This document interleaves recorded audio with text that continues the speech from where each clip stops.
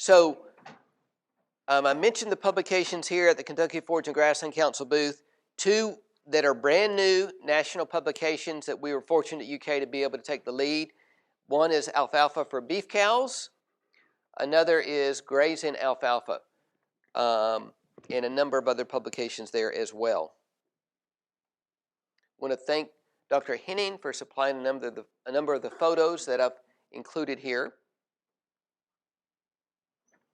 So I mentioned this, I believe, at the beginning, but we're quite proud of our website in that we try really hard to have all the resources available there that you would need. And another thing about the website is when you just Google some random fact and you put in Kentucky or University of Kentucky, this helps get you to the page that has the proper information. But if you Google KY forages, pretty well always the website will pop up.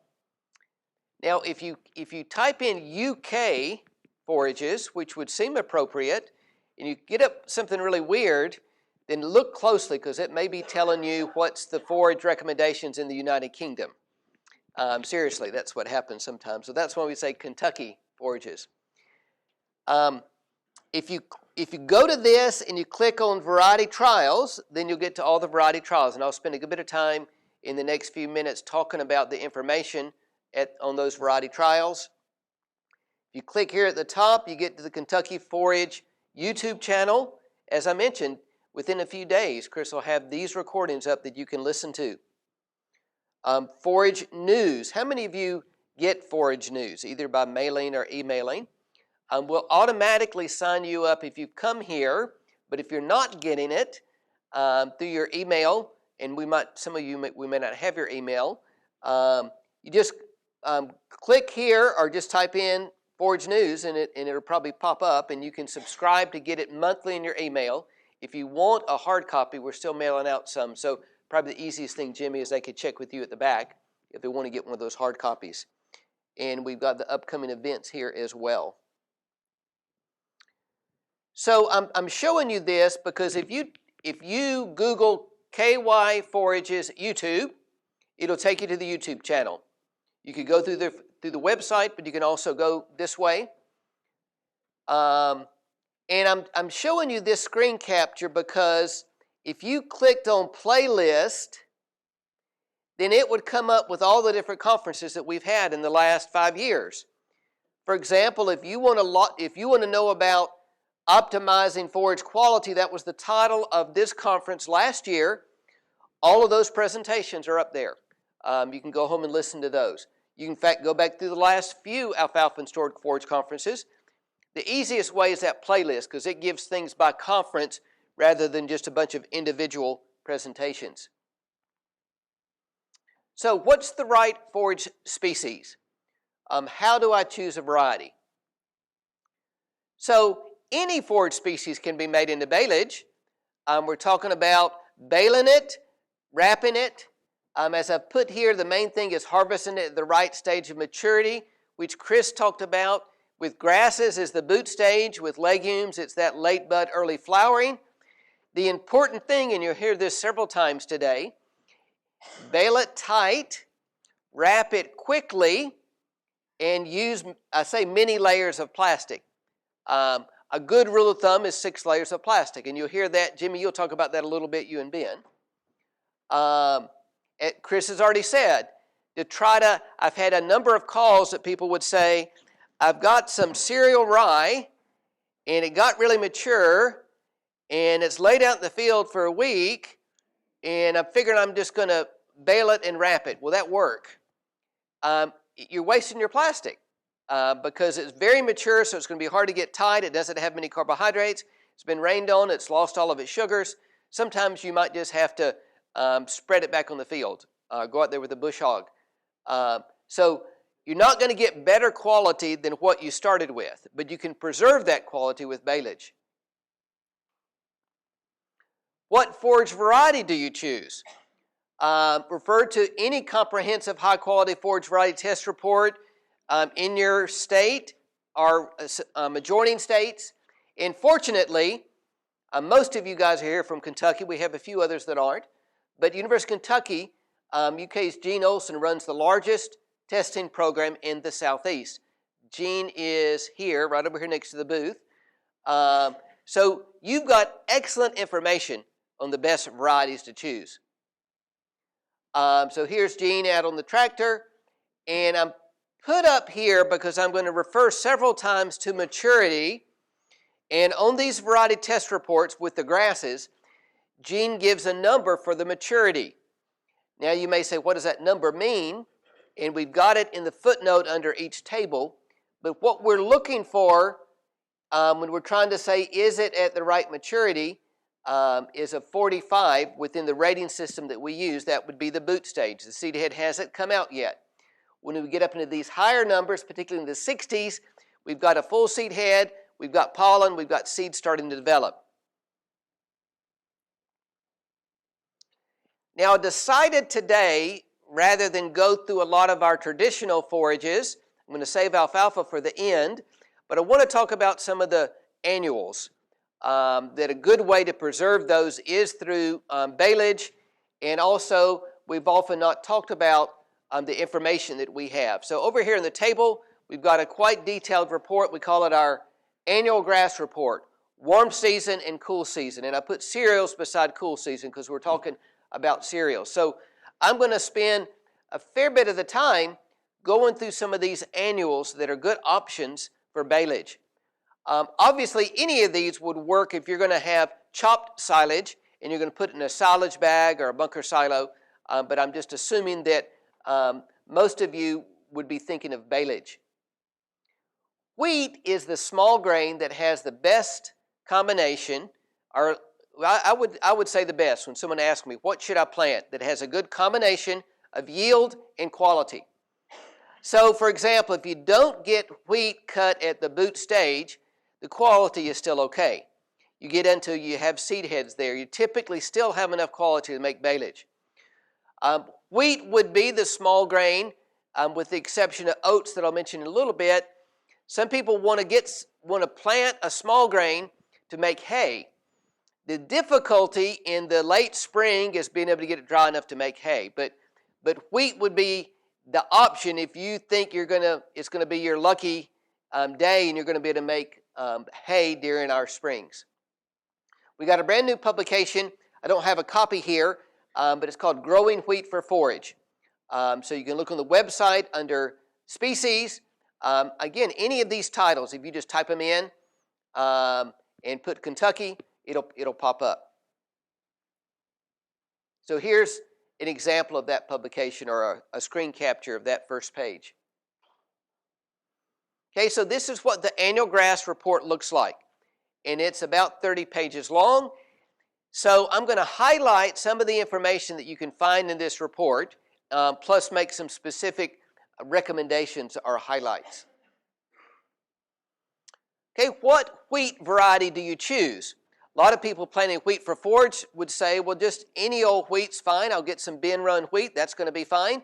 I went to the local seed dealers, and they're telling me that to buy actual seed wheat is going to cost 3 times what it's going to cost me to buy some just bin run wheat.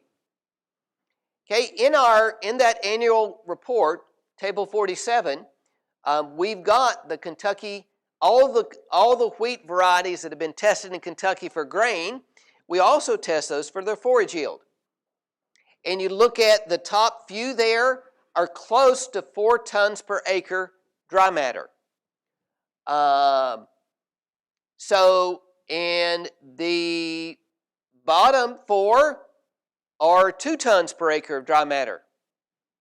Now this wheat was cut at the milk stage, so a little later than I would tell you at the boot stage, but the main point is that you've got double the yield with improved varieties. So, you could pay a fair bit more for seed to get double the yield. So even with wheat, it's important to choose and get improved varieties. How many of you have planted Triticale? Anyone? Okay. So Triticale is a hybrid between wheat and cereal rye. The first varieties came out about 40 years ago. When Triticale was first developed as a crop, they were still kind of sorting out the genetics of doing the crosses between these two cereals, and many of the varieties had issues. They didn't yield well, they lodged, they had winter survival issues. But the Triticales I see on the market now are very good varieties, and they're combining the yield of rye with the quality of wheat. Now, we have had a few in our test that have had winter kill issues. So make sure when you buy Triticale, you've got confidence from the company or from our variety test that it has good winter survival, because a lot of Triticales are used in Georgia, Alabama, and areas like that, and they don't need the winter survival. That's not a big issue, but that's definitely something to check. Okay, we don't have a lot of Triticales tested, so I can't really give you a big long list of varieties, but I want to make a couple of points here. So in the trials, this is table 42. It was actually planted in 2018, harvested in 19. So when Gene's gives the report for these annuals, he lists the last few years, so you can get a little bit more information. Whereas our perennial forages, they're automatically in the test for several years. So the top yielding variety was a Triticale. You notice the ryes were up there, so you say, well, I can get Elbon rye cheaper than I can buy Triticale. I'll just use it. But notice that the Triticale here, the top yielding one, was not only higher yielding than the ryes, but it was a more immature stage. I mean, when you get rye at a mature stage, at a seed head stage, it's great straw if you're wanting to sell straw, but the quality drops rapidly. So another example of Triticale, in fact, it's the same varieties. When Gene's doing these cereals, one of the things that he's done is he takes a one harvest system, which many of you would do, but he also takes a two harvest system. So you notice in that same test, he had plots that he harvested April 10th, and then they grew back somewhat. In fact, grew back over a ton per acre. So this might be something if you were planting and going to take an early harvest for a very high quality forage, or maybe even a grazing early on. The Triticale was still in a vegetative stage here, where the rye was already at a boot stage. So Triticale, if your goal is to produce a high yielding, good quality silage, Triticale is a good option. But like rye, it can kind of get ahead of you, so you really need to be on top of it with cutting it at the right stage. People every year, in fact, about this time of the year, they're asking, I need a little bit of extra hay. I've got some idle land. I need something that I can plant short term. What can I use? And so Gene, probably it was 6 or 8 years ago, we started planting some things in the spring. And before this, I would have told you, well, spring oats I think is a good option. I'm definite now that spring oats is a good option, and let me explain why. And so, again, we're talking about baleage. Some of you might plant spring oats to cut for hay because they're going to be ready to cut. You get into late May, early June, but they make a nice option for that baleage as well. High quality, fast growing forage. In Kentucky, particularly when you get to the northern half of the state, they're about 50-50 for winter survival. You'd have a little better odds down in this area and south to the Tennessee border, but you definitely want to make sure if you're going to plant winter oats in the fall, that you've got confidence, some data that it's going to survive the winter. So I'm going to mainly just talk about spring oats. They provide a good short-term option, typically 2+ tons of quality forage. Planted mid-March, harvested 2 to 2.5 months later. So here's table 40 out of this annual grass report. All of the top yielding ones in here are spring oats. I mean, that's the main thing we have in the test. There are a couple that are a black hulled oat, typically a little higher cost to the seed because they don't produce as much seed, but can be a good option. So my main point in circling this is 2021, planted March 23rd. We took a harvest end of May, 2.5 tons of production. We had regrowth, so we took another harvest. Many of you might be going in with another crop, but you have 2 tons of harvestable material. A lot of people ask me in the spring, I've got some winter wheat that I didn't get in the ground. I think I'll just plant that this spring. What do you think about that? That will cover the ground, but notice here, and we've done this for a number of years and planted winter wheat in the spring, and the yield into May, same amount of time as we gave for these oats, was about half a ton. It grew back a little bit, but a third of the yield of the oats. So the winter wheat needs a vernalization period to grow up and have some height. So you'd be better to just leave that and store it and plant it next fall and plant spring oats.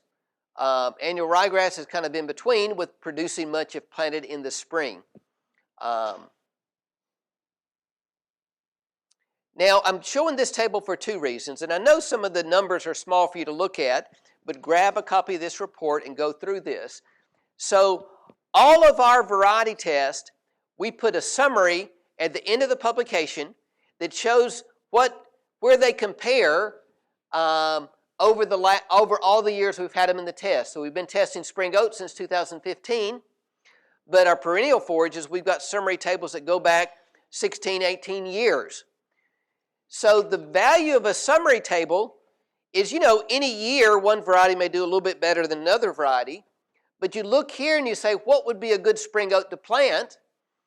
And for example, Excel here, we put in every one of the tests. We got a parentheses of 7 next to that. It's 112. What does that mean? 100 on these summary tables would be average for the test. So in essence, anything above 100 is above average.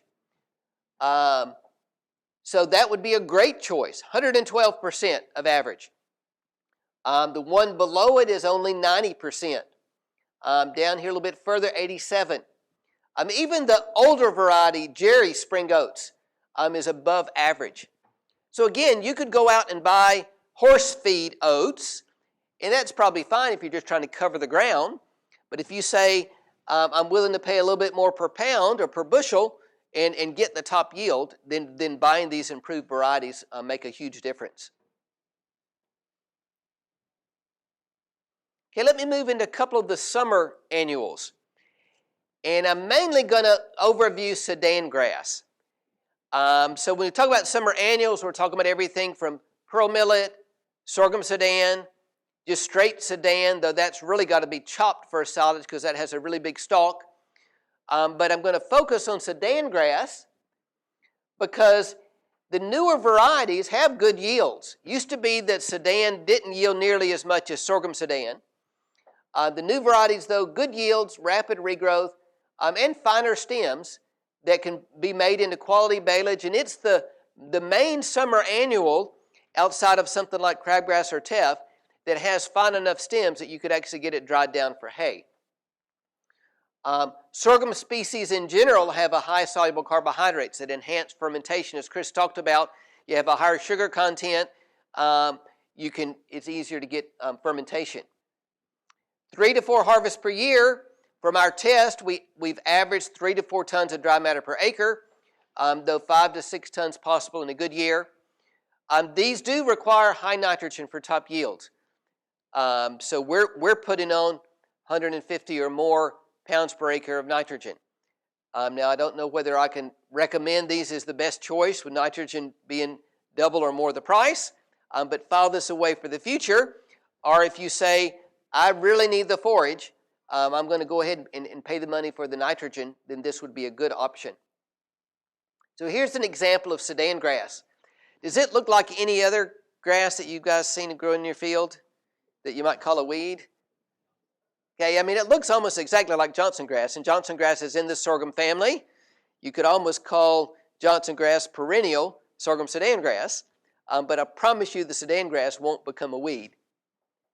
Now that said, if you've got a field overtaken with Johnson grass and you cut it at the right stage, then you're getting a very high quality forage.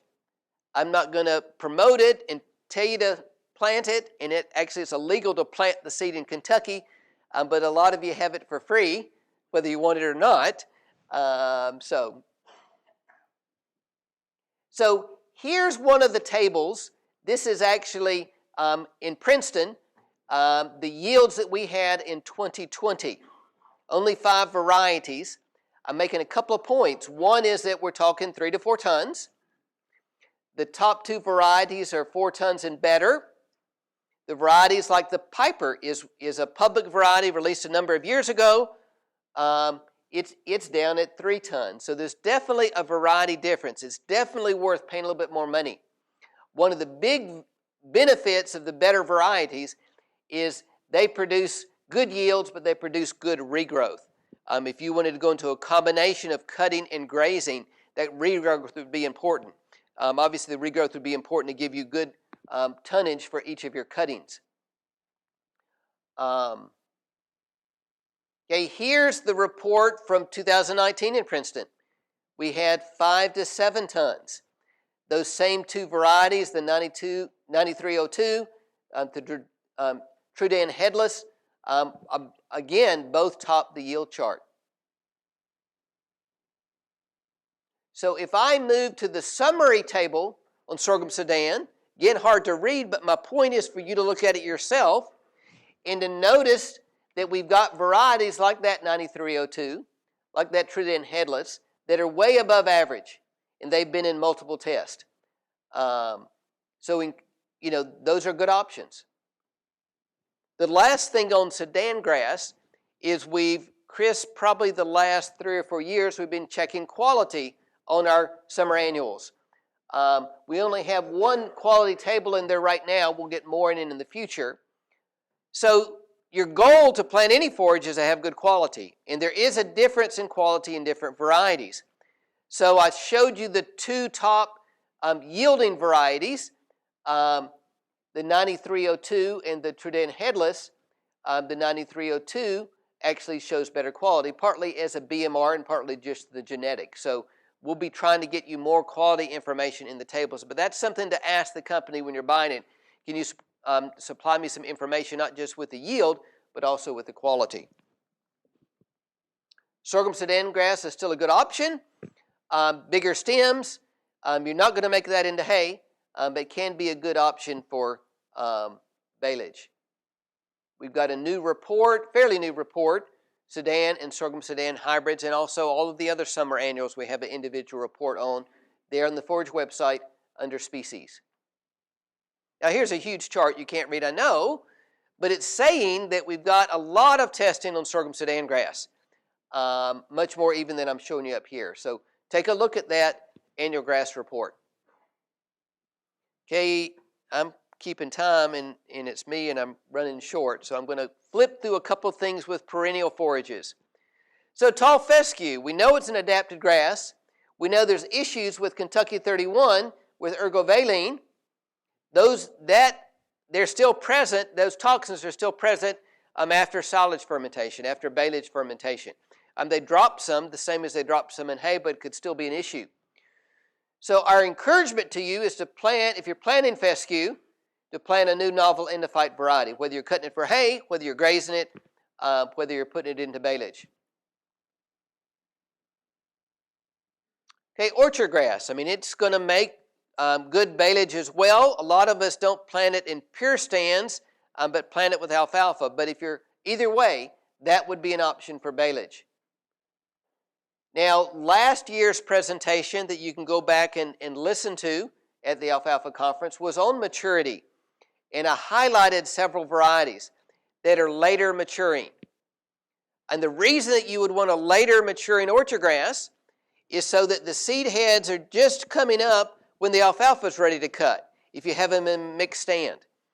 If you have an early maturing variety, which are the more common ones in the market, then the orchard grass may be too mature before the alfalfa is ready.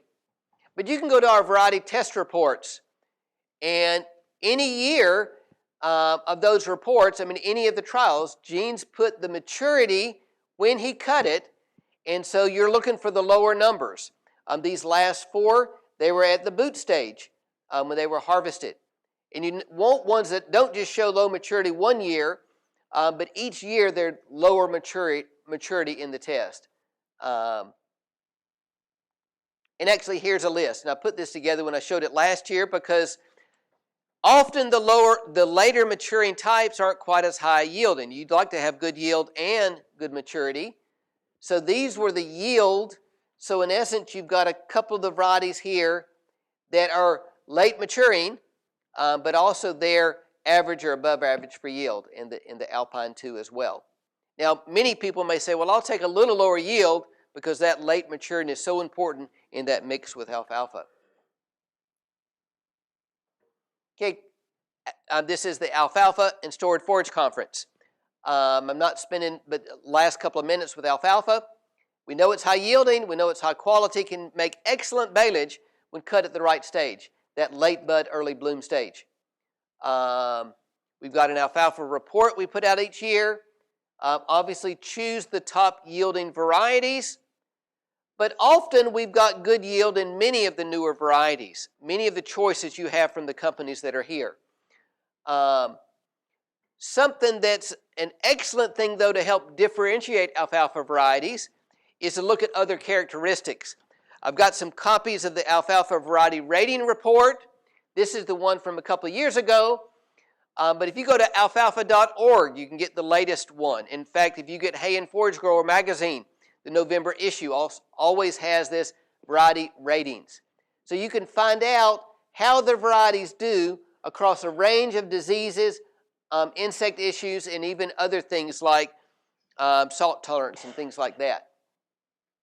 Now just highlight two things you may want to choose, or I actually encourage you to choose. Phantomyces root rot is an issue with seedling alfalfa. So here's a resistant variety with nice straight rows, good populations versus a susceptible. So choosing a variety that's resistant to Phantomyces root rot makes a lot of sense if you're going to buy alfalfa. And we're finding that in Kentucky, we're getting an increase in the amount of Phantomyces race 2 root rot. So I would encourage you to choose ones that have resistance to not only race 1, but race 2. And Don, some of them have resistance to multiple races of Phantomyces. That would be even safer.